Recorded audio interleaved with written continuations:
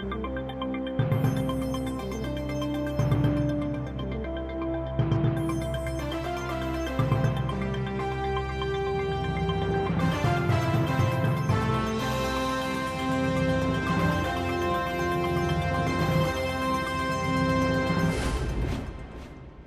téléspectatrices, chers téléspectateurs, bonjour. Bienvenue dans notre nouveau volet de notre série pour une vie meilleure. Monsieur Lézot, bonjour. Bonjour. Nous continuons notre parcours pour parler de la dîme, mais alors, un peu plus particulière, j'allais dire, puisqu'on ne va pas parler de la dîme traditionnelle que l'on rend à Dieu, c'est 10%. On va parler d'une deuxième dîme. J'en ai déjà entendu parler. Qu'en est-il ? Bon, il y a beaucoup de questions qui se posent à ce sujet, évidemment. La deuxième dîme est un peu plus fréquente dans nos relations, dans notre contexte d'église, mais effectivement, mon propos aujourd'hui, c'est de savoir quelles étaient les traditions au niveau hébraïque pour savoir ce qu'il en était vraiment, parce que la Bible n'est pas très prolixe à ce sujet-là. Et la Louis II ne mentionne que 37 fois le terme de dîme au singulier ou au pluriel. En français, dîme est au pluriel dans 7 versets et une trentaine de fois au singulier. Alors, est-ce qu'il y a une raison particulière pour cela ? Là, il me semble que c'est encore le choix du traducteur qui fait la différence, car en anglais, les pluriels sont plus nombreux que les singuliers. Alors, mais en règle générale, on semble distinguer l'utilisation du pluriel quand il s'agit de la dîme de plusieurs personnes ou du peuple d'Israël, et du singulier quand il s'agit de la dîme d'une personne.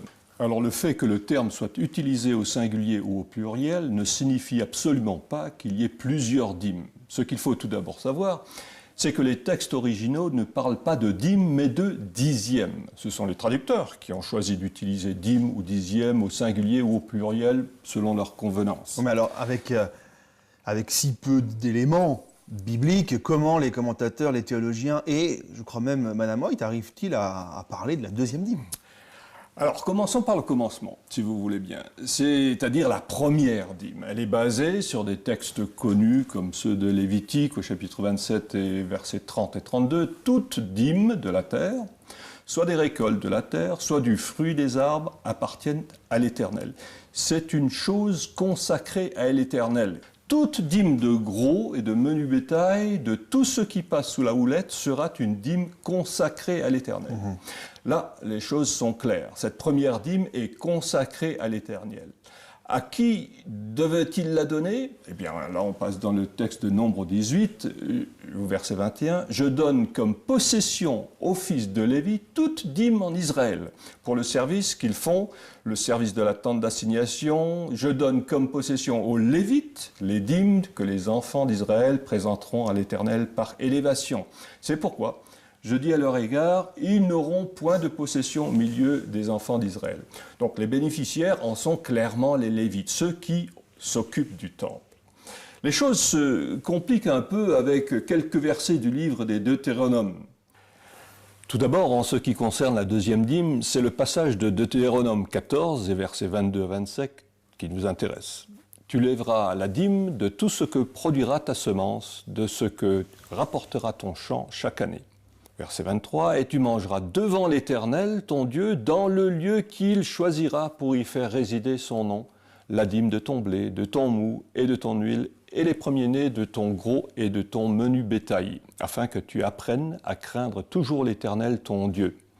Peut-être, lorsque l'Éternel, ton Dieu, t'aura béni, le chemin sera-t-il trop long pour que tu puisses transporter ta dîme, à cause de ton éloignement du lieu qu'aura choisi l'Éternel, ton Dieu, pour y faire résider son nom. » Verset 25, « Alors tu échangeras ta dîme contre de l'argent, tu serreras cet argent dans ta main et tu iras au lieu que l'Éternel ton Dieu aura choisi. Là, tu achèteras avec l'argent tout ce que tu désireras, des bœufs, des brebis, du vin et des liqueurs fortes. Tout ce qui te fera plaisir, tu mangeras devant l'Éternel ton Dieu et tu te réjouiras, toi et ta famille. Tu ne laisseras point le Lévite qui sera dans tes portes, car il n'a ni part ni héritage avec toi. » Il s'agit clairement d'une dîme que les fidèles apportent dans le lieu que Dieu a choisi. C'est ce que dit le verset 23. « Et tu mangeras devant l'Éternel ton Dieu dans le lieu qu'il choisira pour y faire résider son nom. » Cela ne peut être que le temple de Jérusalem. Et pourquoi faire ? Eh bien, on se réunit là pour se réjouir devant l'Éternel, nous dit le verset 26. Quand cela se passait-il? Là, il faut retourner dans les Deutéronomes au chapitre 16 et au verset 16 et 17. 3 fois par an, tous les mâles d'entre vous se présenteront devant l'Éternel, ton Dieu, dans le lieu qu'il choisira à la fête des pains sans levain, à la fête des semaines et à la fête des tabernacles. On ne paraîtra point devant l'Éternel les mains vides. Alors donc, il y a 3 moments spécifiques qui sont cités. Ensuite, il y a 2 textes qui semblent parler de la même deuxième dîme, mais avec une petite différence. Deutéronome 14 et versets 28-29. Au bout de 3 ans, tu sortiras toute la dîme de tes produits pendant la 3e année et tu la déposeras dans tes portes. Alors viendront le Lévite qui n'a ni part ni héritage avec toi, l'étranger, orphelin et la veuve qui seront dans tes portes et ils mangeront et se rassasieront afin que l'Éternel ton Dieu te bénisse dans tous les travaux que tu entreprendras de tes mains. Et Deutéronome 26, 12, lorsque tu auras achevé de lever toute la dîme de tes produits, la 3e année, l'année de la dîme, tu la donneras aux Lévites, à l'étranger, à l'orphelin, à la veuve, et ils mangeront et se rassasieront dans tes portes. Il est clair que cette dîme est consommée comme la 2e d'ailleurs, mais dans un lieu différent et pour une raison différente. Et cela suffit à certaines personnes pour dire que chacun est libre de faire avec sa dîme ce qu'il veut. Surtout si c'est pour faire le bien autour de nous. Mais en lisant bien le texte, on se rend compte que dans les 2 cas, on parle de 2e dîme, différente de la première. La première est clairement désignée pour le service du temple, alors que ces 2 autres 10e, il s'agit, selon les circonstances, de les consommer soit au temple, soit avec les pauvres, veuves et indigents. On ne peut pas faire l'amalgame, mais comme dans le cas précis, cet usage est observé tous les 3 ans uniquement. Alors théologiens, biblistes et autres ne se sont pas toujours mis d'accord entre eux pour savoir si ce 10e est le 2e 10e qui est utilisé différemment, la 3e année, ou si c'est un 10e qui vient en supplément du 2e 10e. Comme nous l'avons constaté, la Bible ne parle pas de 2e ou de 3e dîme en tant que telle. C'est Madame White qui utilise le terme de 2e dîme pour désigner un second 10e de ses revenus qu'elle utilisait comme offrande. C'est dans ce sens qu'elle encourageait nos pionniers à donner une 2e dîme, c'est-à-dire à donner comme offrande 10% de leurs revenus. Cela créa un peu la confusion dans les esprits entre les deux et en plus les légalistes vont avoir beau jeu de dire que cette 2e dîme est obligatoire et biblique puisque Madame White l'a recommandée. Oui, mais alors justement, Madame l'a recommandé, mais alors bon, avec la Bible, 2 ou 3 dîmes? C'est là que vous allez être déçus parce que quand on fait un peu de recherche, on trouve un résultat qui est différent. Mais en essayant de trouver une réponse à cette question, je me suis demandé pourquoi on n'allait pas consulter les spécialistes dans l'observation de la loi que sont les Juifs orthodoxes. Et en particulier étudier les textes hébraïques sur le sujet. Oui, ça semble être une bonne piste. Pourquoi alors ne pas le faire? Là, j'en sais vraiment rien parce que peut-être que le sujet ne passionne personne. Peut-être. Ou peut-être pas aussi parce qu'il y en a qui se limitent à la Bible et au livre de Madame White, et ça semble suffisant comme source pour certains. Le fait est qu'il y a une littérature abondante en dehors de ces 2 sources, et il me semble intéressant, voire tout simplement honnête, d'aller voir ce que d'autres croyants pensent sur un sujet aussi précis. Cela ne veut pas dire que nous devons accepter tout ce que l'on lit, mais cela nous permet certainement d'avoir des horizons un peu plus larges que ceux que nous avons actuellement. Alors peut-être déjà commencer par la Torah, bien que là nous sommes encore dans l'univers biblique. Oui, peut-être est-il important pour nos téléspectateurs de faire la distinction entre les termes que nous allons utiliser maintenant. On parle de la Torah, que vous venez de mentionner, c'est tout simplement le terme hébreu pour désigner... Les 5 premiers livres, bien que parfois par extension ça nomme tout l'Ancien Testament, mais normalement, techniquement les 5 premiers. C'est le Pentateuque, ouais. Exactement. Et nous venons de le consulter en citant les différents versets en relation avec ces différentes dîmes. Ce que nous connaissons moins en tant que chrétiens, c'est le Talmud. Ah, voilà. Une longue liste d'interdits et leurs commentaires. Oui, on peut le décrire ainsi, mais il faut aller un peu plus loin aussi dans cette description, parce que le Talmud est considérée par les Israélites comme étant la loi orale qui a été transmise par Dieu à Moïse sur le mont Sinaï. Rappelez-vous, Moïse est resté 40 jours sur la montagne et le peuple qu'il vient de libérer s'impatiente dans la vallée. Le temps est long et comme les Égyptiens, ils veulent avoir sous leurs yeux une représentation de leur Dieu, ce qui va conduire Aaron à construire le veau d'or. Mais que s'est-il passé pendant 40 jours sur le mont Sinaï ? Dieu avait-il besoin de tout ce temps pour graver les 10 commandements sur la pierre de son doigt ? Non, car il a fait ça très rapidement probablement. Alors, la tradition judaïque dit que pendant 40 jours, Dieu parla à Moïse et lui transmit toutes sortes de décrets, d'ordonnances, de règles qui allait régulariser la relation que le peuple choisi allait avoir avec son Dieu.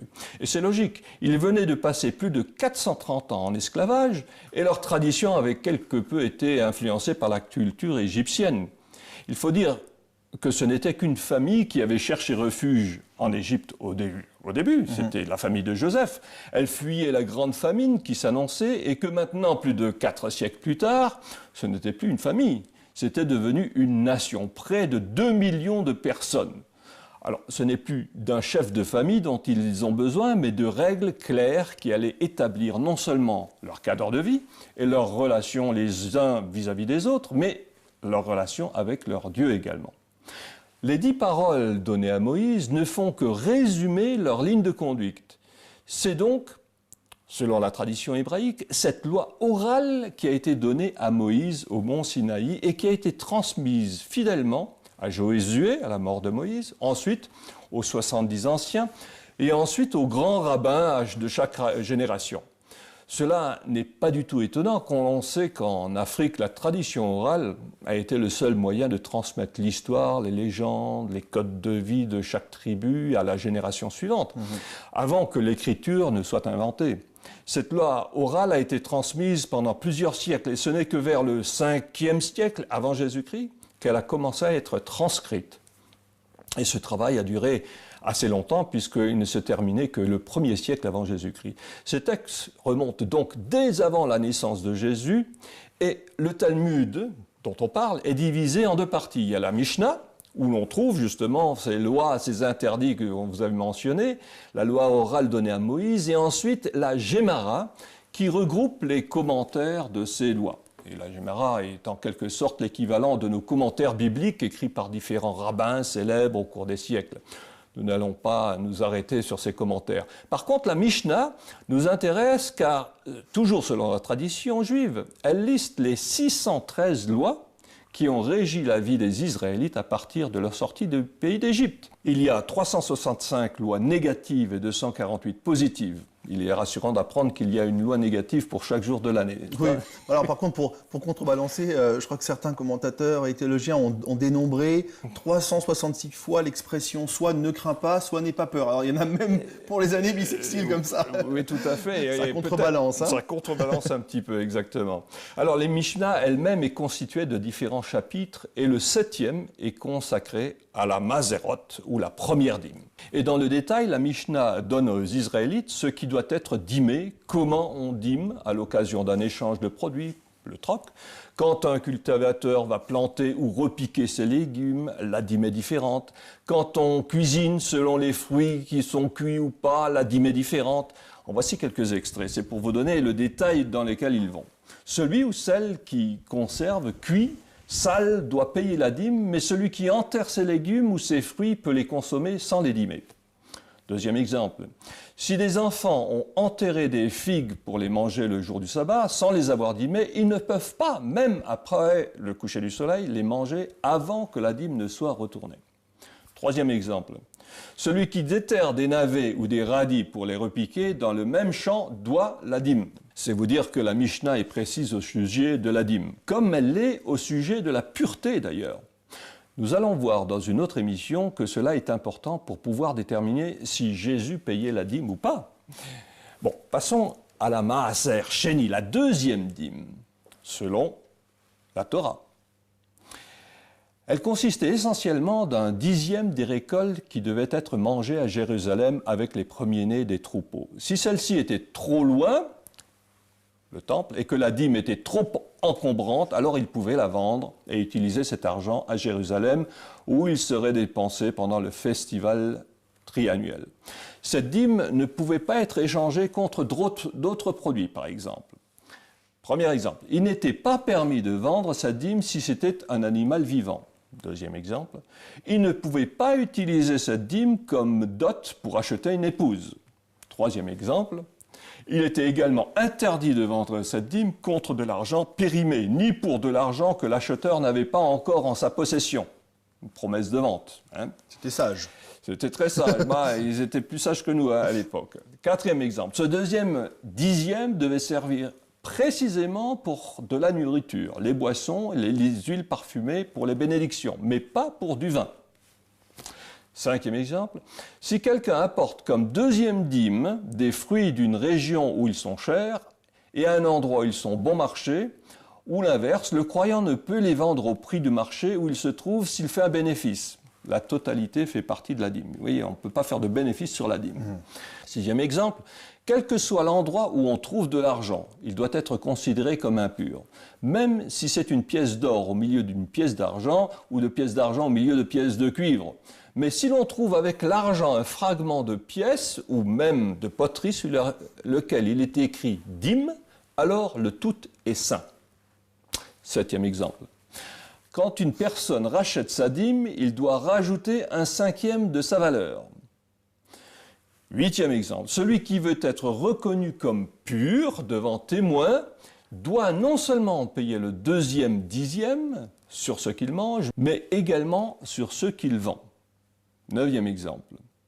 Celui-ci ne peut aller dans une maison où le propriétaire n'est pas fidèle dans la dîme, de peur de manger quelque chose qui n'ait pas été dîmé. Et le troisième dixième, comme nous l'avons vu, c'est celle qui est mentionnée au 14e chapitre des Deutéronome, verset 28. Au bout de 3 ans, tu sortiras toute la dîme de tes produits. Pendant la 3e année, tu la déposeras dans tes portes. Alors viendront le Lévite qui n'a ni part d'héritage avec toi, ni l'étranger, l'orphelin et la veuve, qui seront dans tes portes, et ils mangeront et se rassasieront, afin que l'Éternel, ton Dieu, te bénisse dans tous les travaux que tu entreprendras de tes mains. On a vu ce texte auparavant.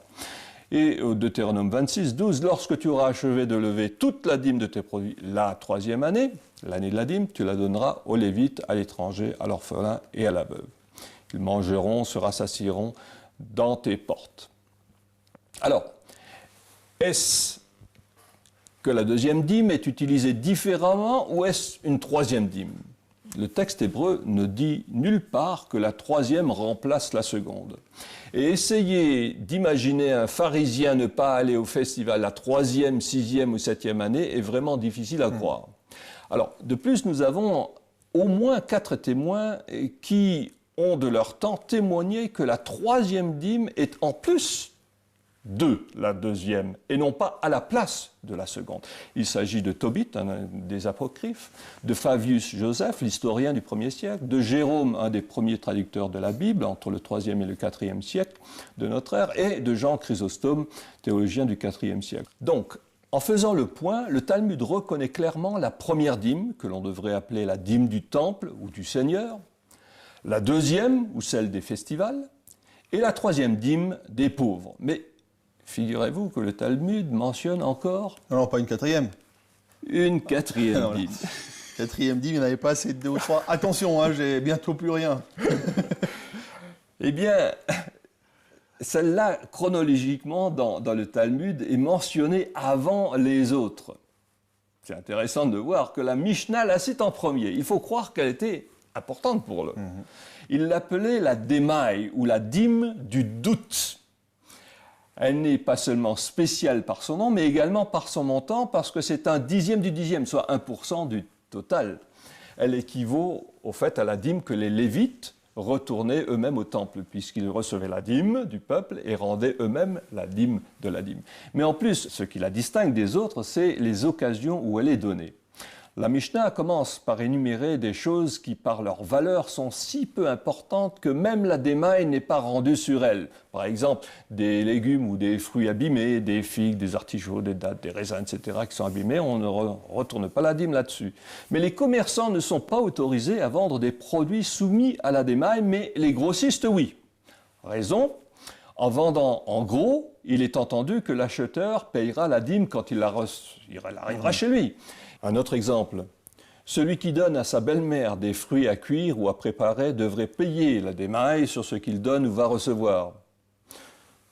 Une autre situation, si quelqu'un est invité dans une maison où il n'est pas sûr que son hôte ne retourne pas la dîme, il peut manger chez lui pendant une semaine, mais après cette période, il doit payer la démaille.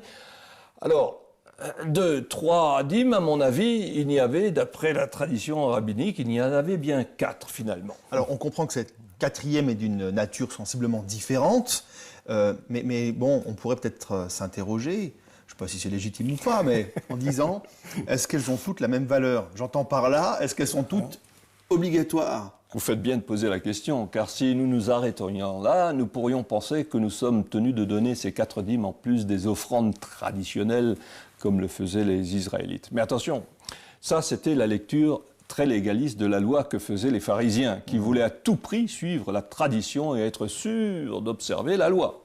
C'était encore, en quelque sorte, le salut par les œuvres. Nous savons très bien que nous ne sommes plus sous cette économie-là.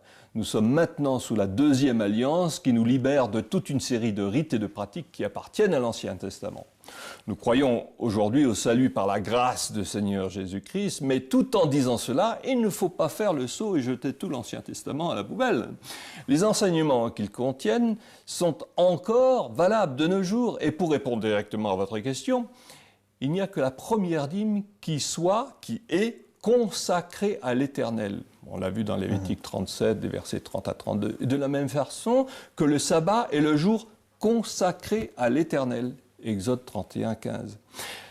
Il n'y a que la première dîme qui est cet attribut, qui est sainte en quelque sorte. Alors, si nous croyons que le sabbat est un jour spécial, mis à part pour Dieu, de la même façon, nous devons accepter le principe que la dîme, la première, est mise à part par Dieu, car elle lui appartient pour son service. Maintenant, il appartient à chacun d'entre nous de décider pour lui-même comment il veut honorer Dieu. Si c'est une personne qui désire donner une deuxième ou une troisième dîme en plus, nous avons le cas de Paul Le Tourneau, que nous avons vu dans une autre émission, qui donnait à son église, lui, l'équivalent de 9 dîmes. Et qui encore s'est interrogé s'il ne devait pas payer la dîme sur ce qui restait. Sur le reliquat, exactement. C'était parfaitement son droit, mais ce n'est pas ce que nous disons, que nous établissons comme une règle pour tout le monde. Et là, je parle uniquement de la deuxième et la troisième dîme. Nous ne pouvons pas imposer à tout le monde de suivre cela, sinon ça deviendrait aussitôt du légalisme et nous tomberions dans le salut par les œuvres. À vous de faire le choix. Ce n'est pas à moi de vous dire ce que vous devez faire pour être fidèle ou généreux selon les principes bibliques. Alors, M. Lézot, nous l'aurons bien compris, le but n'était donc pas, et vous venez de le rappeler, de dire aujourd'hui à nos téléspectateurs, voilà, il va falloir donner 4 dîmes. Non, mais bien de montrer à quel point ce principe de la dîme était ancré dans la Bible, dans la tradition biblique. Peut-être de montrer aussi et de rappeler que lorsqu'on a donné la dîme, quand on a rendu la dîme, il ne faut pas qu'on ait l'impression d'avoir été généreux. On n'a fait que certainement restituer. Pas, oui. On restitue ce qui appartient à Dieu, la générosité commence après la dîme. Sans plus tarder, les pistes de réflexion que M. Lézot nous a préparées. Est-ce que je suis interpellé par le fait que la Bible mentionne probablement plusieurs dîmes ? Quel est le recul que je dois prendre quand je considère comment les pharisiens ont pratiqué leur foi ? Y a-t-il néanmoins une leçon de fidélité à retirer de leur pratique ? Tout à l'heure, M. Lézot évoquait une question. Jésus payait-il la dîme ? Il fallait se la poser déjà celle-ci, mais peut-être aimeriez-vous connaître la réponse. Alors, M. Lézot, rendez-vous est pris pour la réponse à cette question ? La prochaine fois, avec plaisir. Au revoir. Au revoir. Au revoir, chers téléspectateurs.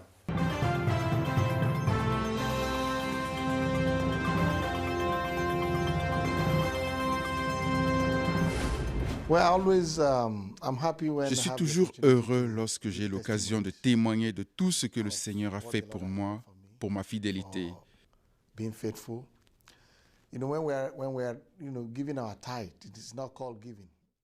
Vous savez, lorsque nous donnons la dîme, il ne s'agit pas de donner, mais de retourner une part des bénédictions que Dieu vous a accordées. Retournez simplement une petite part de ces bénédictions. Finalement, il ne s'agit que de 10%. Si vous êtes fidèle pour retourner ce 10%, la promesse est que Dieu vous bénira toujours plus.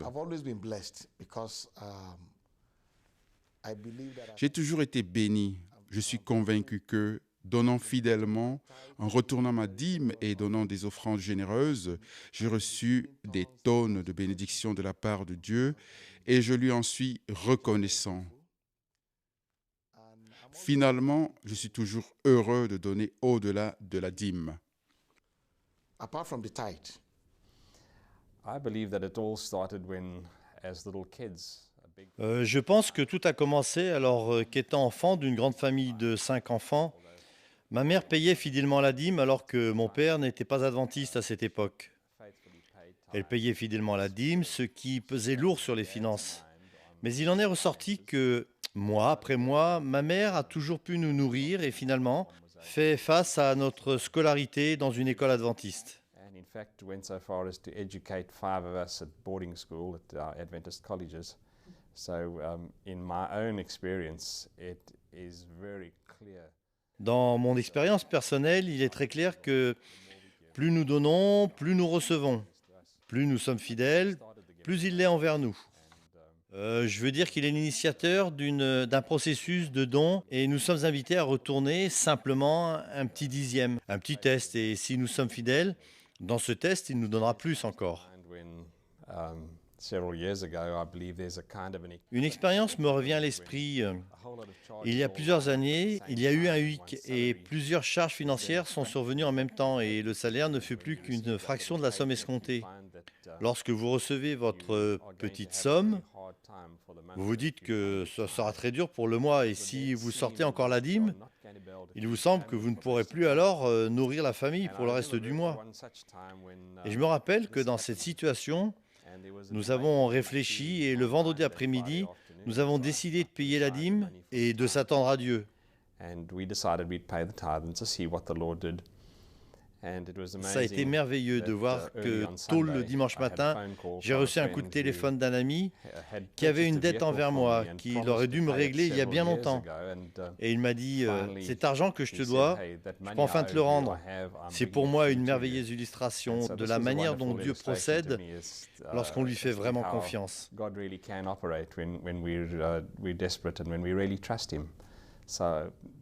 Je pense que tout est une question de confiance. Dieu me confie de l'argent et en retour, je lui fais confiance en lui retournant un dixième.